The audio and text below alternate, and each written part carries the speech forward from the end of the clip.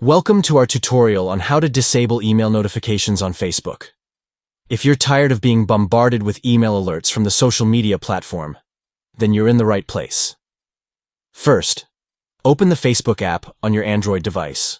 Once you're in, tap on your profile picture at the top right corner of the screen. This will take you to your profile page.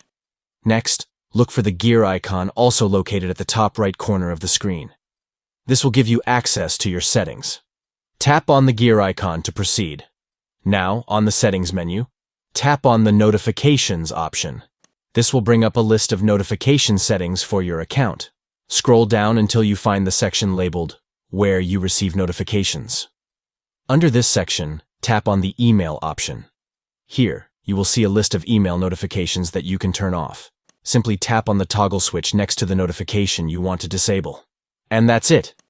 You have successfully disabled email notifications on Facebook. No more pesky alerts cluttering up your inbox.